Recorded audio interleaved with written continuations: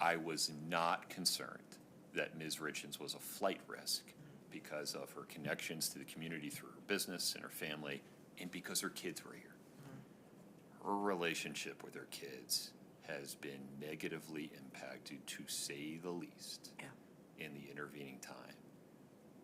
Structurally, she just doesn't have the same connections to the community that she had then. Well, I will tell you, Your Honor, as a mother, that there is no way Kouri Richins is leaving her children, no matter what they're being told, no matter what their situation is. She will never leave her children's side under any circumstances, even to her own personal grave detriment.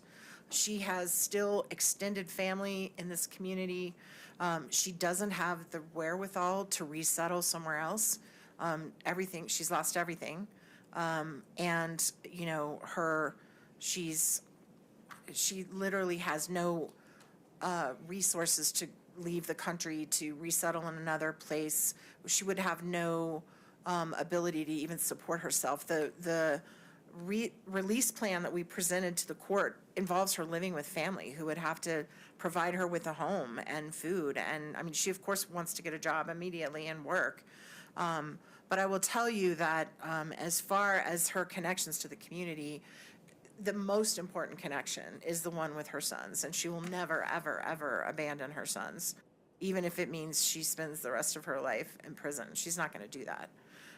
So I do think that as far as I wouldn't think that the court's previous finding that she's a flight risk should change.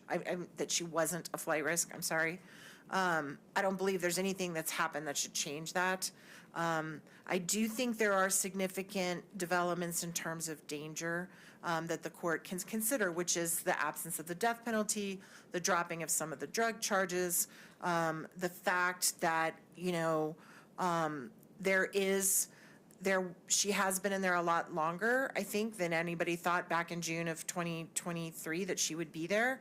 The withdrawal of her counsel, which is through no fault of hers, which is required under the statute, did cause significant delay to allow new counsel time to become. How much was that actual delay? Well, I mean, when we got in the case, there was no prelim. There wasn't even a prelim set because it was a false start. Right. Right. So we had to immediately set a prelim. I think we tried to set one as fast as we humanly could. I think we did a good job doing that. So we set the quickest prelim we could, and then the hardest part, as Your Honor will remember, was trying to find a date where the court, all the parties, everyone could be available. Again, none of that's through any fault of the defendant or the state, frankly. But it's just because of the nature of the beast. She's been in jail now, presumed innocent, for over 17 months. She's looking at an additional, 6 months till trial? And, you know, obviously if there's a second trial, that would be, you know, another 6 months. If there's an appeal, that would be longer. Obviously that would be a different circumstance. But all of that is not, you know, through any fault of the defendant. It's just the nature of everybody doing the best they can. But that's just the reality, that we have a woman presumed innocent being held in jail for an extended period of time. We also have had the benefit of a preliminary hearing, and the court is aware this is a circumstantial evidence case, and the facts of this case came much more into focus at the prelim. And there is, you know, one of the things the court can consider when deciding bail is the weight of the evidence. Not, you of course presume the defendant to be innocent, but you can look at weight, and we have new evidence now as to what weight will be. And then finally, Your Honor, I would like to take a moment to address what I found to be extremely disturbing, which is we submitted to the court some certificates, letters from people in the jail of the positive programming that Ms. Richins has been involved in. And when I read what the state said, that presenting those was beneath this proceeding, I would like to address that. I don't think you need to go too deep into it. I commend Ms. Richins for using her time in custody as productively as possible. I find it very disturbing that an office whose job it is to put people in jail has such a lack of concept about what it means to sit in a jail cell in a cement box, isolated from everyone and everything you love for 17 months, being presumed innocent, and mock trying to do better, trying to engage with the jail community. Ms. Nestor, with respect, I don't feel like you're talking to me so much right now as you I'm are not. talking to the public and to the Summit County Attorney's Office. I am, and I think it needs to be heard. And I think, you know, I could not be prouder of Kouri Richins for the way she's conducted herself under the most horrifying circumstances imaginable. And I honor the volunteers that come and do those programs and that spend their time and their energy, and they do it. I don't even think a lot of them get paid. I think they do it because they're good people and they care about people sitting in the jail not losing their minds. And so when they filed that answer, I wasn't going to file all the certificates she did, but when I saw their answer, I supplemented and filed them all, because I think each and every hour she spent engaging with her community, trying to focus on positivity, to learn, to better herself, is something this court can and should consider. And not only is it not beneath these proceedings, it is what our proceedings should be about. I understand. And so based on all of those reasons, I will say, you know, we have a situation where I believe the amount of discovery we have in this case is now up over, Alex, what, more than 2 terabytes? Easily over 2 terabytes of discovery. We have hundreds of interviews, hundreds of thousands of documents. When Ms. Richins is detained, the ability to review and go over that material with her to help her prepare for trial is almost near impossible for us as a defense team. She is a critical part of her defense. She is a very bright, engaged, curious woman who wants to know everything that's going on with her case, as she has a right to. We have to, the jail is so accommodating to us, and they make this room available, but it is a room with glass between us. There is no way for us to share documents, to review, to look at videos. And point of personal privilege, there's a little metal stool that I have to sit on for hours and hours and hours to try to go over thousands of documents with my client, and it definitely puts us at a horrible disadvantage. There are conditions that this court could impose on Ms. Richins, including ankle monitor, GPS, house arrest, where she does not leave the home, period, for any reason, where I could go to a place and share with her the documents at a kitchen table, and we could actually prepare for this trial and have a fair shot. There are conditions you could put on terms of social media. There are limits you could put on, you could put a gag order on her. You could prohibit her from contacting any witnesses, period, at all, full stop. You could require her to check in with probation, do constant drug testing, not that that's an issue in this case, but whatever the court felt the court needed to do to allow her a situation where she can prepare for trial and not be a danger. The release plan that we have provided to this court would provide for her residing in Salt Lake County, so the chance encounter of witnesses would go down significantly. There are very few witnesses in Salt Lake County in this case. Almost all are in Summit County. She would have the opportunity to have supervised visitation with her sons, which we discussed earlier. I'm not going to get into that. But in terms of, she would be able to work, she would be able to, we could make certain that she's brought to and from court. We could, any conditions the courts wants. I think the behavior that she has displayed throughout the time that she's been incarcerated shows that she's always complied with the orders of this court and would continue to do so. And we are asking that the court take this very, very seriously. It just can't be overstated the disadvantage we are at when we cannot review the case materials with our client in a functional way. And we would ask that the court take that into consideration. Furthermore, you know, I read the state's response to our motion for bail, and it was almost, I believe they referred to her motive and to her character. And that's not before this court. The court's got to presume that she's innocent of this crime, and you know that, and I know that, and they know that. And why they did a brief that referred to her as someone being parasitic, which, by the way, I don't know if that just means because she's a woman and she's parasitic to her husband. I don't know why that phrase was used, but it's improper and it's inappropriate, and it has nothing to do with the bail determination.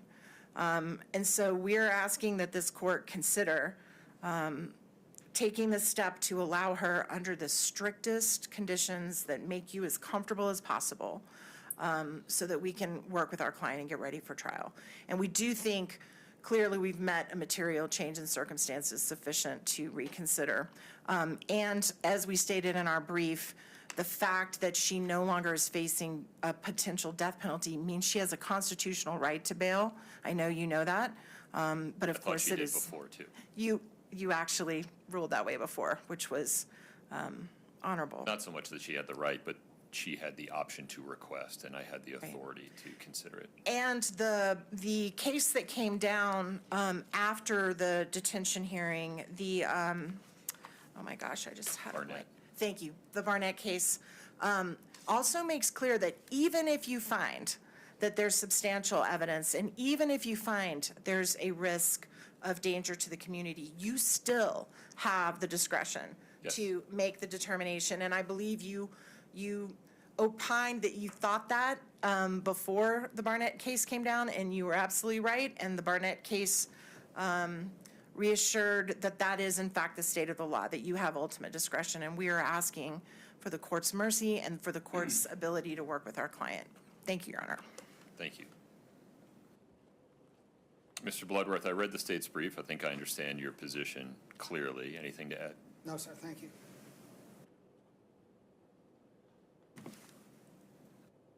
All right.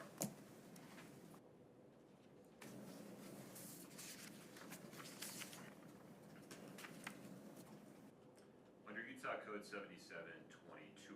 77-2201, subsection 1, an individual charged with a criminal offense shall be admitted to bail as a matter of right, except if the individual is charged with a felony when there is substantial evidence to support the charge and the court finds by clear and convincing evidence that, 1, the individual would constitute a substantial danger to any other individual or to the community after considering available conditions of release that the court may impose if the individual is released on bail, or 2, the individual is likely to flee the jurisdiction of the court if the individual is released on bail.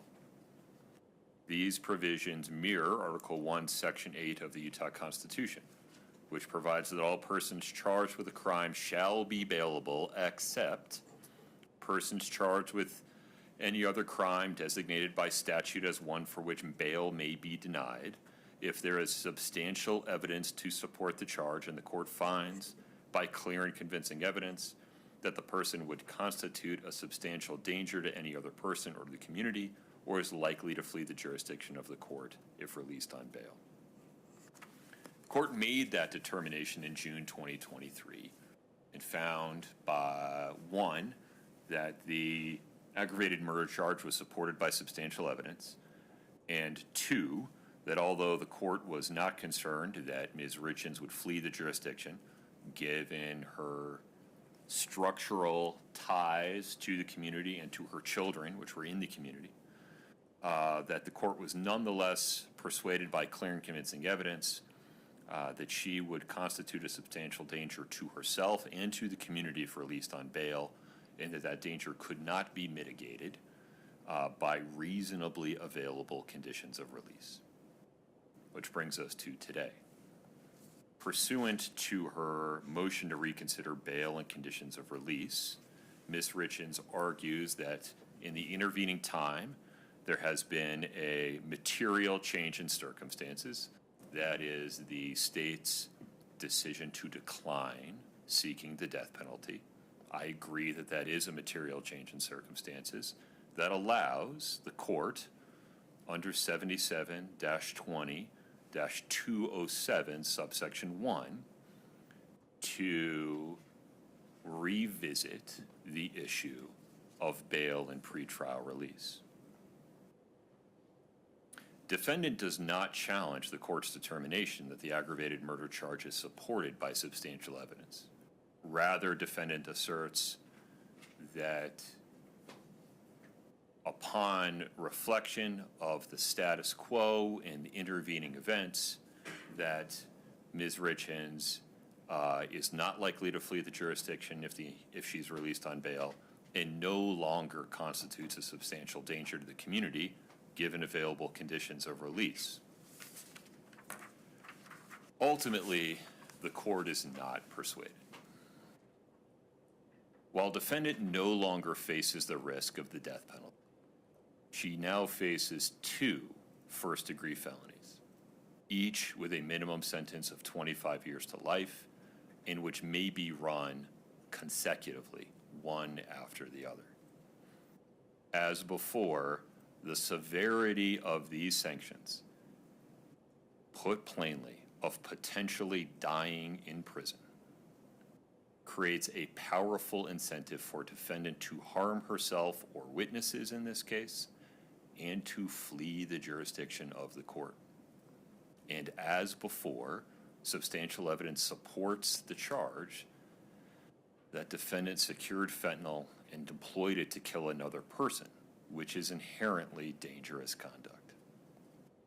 Moreover, defendant's relationship to her children and her ongoing real estate businesses were, in June 2023, substantial connections to the local community that mitigated the risk that she would flee. But now, in November of 2024, those anchors have been weakened substantially. The juvenile court has granted guardianship of Ms. Richins' children to members of Eric Richins' family, and through that guardianship, they are limiting Ms. Richins' contact with her children, and that circumstance is likely to persist in some form, even if Ms. Richins is released on bail. And there's a reasonable inference based on the evidence admitted at the preliminary hearing that defendant's real estate business is now defunct and that she would not be able to restart it at any time in the near future given the cloud constituted by this case. So as compared to June 2023, the current circumstances support a finding by clear and convincing evidence that defendant poses a substantial danger to the community and that defendant is likely to flee the jurisdiction if released on bail. Moreover, the court is not persuaded that there are reasonably available conditions of release to mitigate those 2 risks. True, GPS-enabled ankle monitoring is available, but any report from those monitors comes days after the fact. We have, with some regularity, seen defendants just cut them off and flee, and we don't know about it until days later. They are not as protective as we would like. Living with family in Salt Lake offers Ms. Richins a place to go, and without impugning her family at all, they're not law enforcement officers, they're not probation officers. It's not reasonable to expect or require them to supervise her 24 hours a day. given the extreme consequences that this case poses and the severe negative impacts that this case has had upon Ms. Richins' business and her relationship to her children. The court finds by clear and convincing evidence that there simply are not reasonably available means of mitigating her risk to the community and to herself, or the strong incentive for her to flee the jurisdiction of the court. Defendant's motion to reconsider bail and conditions of release, docket 653, is respectfully denied. Ms. Nestor, anything further? No, Your Honor. Mr. Bloodworth? No, sir. Okay. That brings us to the end of motions for today. I don't think we have another motions hearing on the calendar, but do we want to put one on? Yes, sir. I know as trial approaches, there's likely to be any number of motions in limine, but we're going to have to make some decisions well in advance of the last week of April about how we're going to conduct jury selection, what the jury questionnaire is going to look like. When do you want to start talking about those things? Even just a pretrial conference to start sounding them out seems to be a good idea.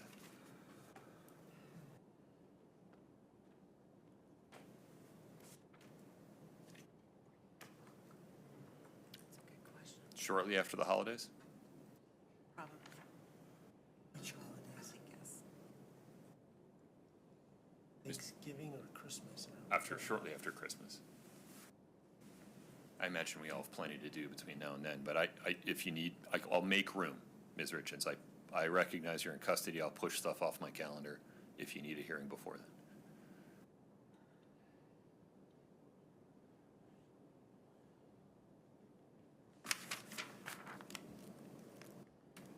Your Honor, could we communicate with Summit County and our team and maybe communicate via email with the court? Yeah.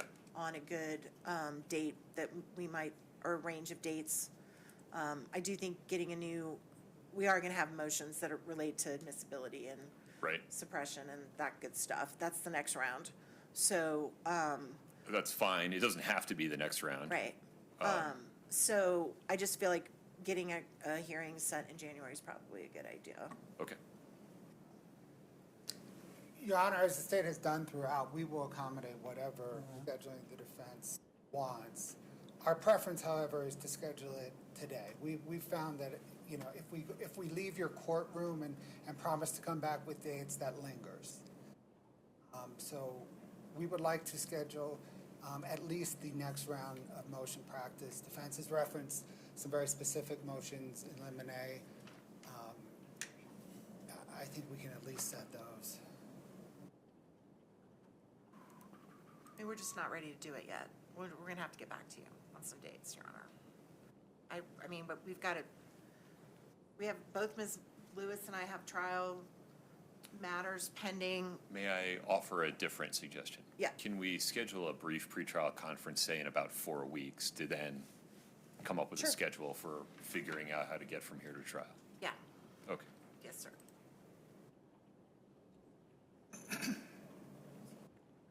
So that's December. Would you please look at the week of December 9? Could I persuade you to have a hearing on the morning of December 12th?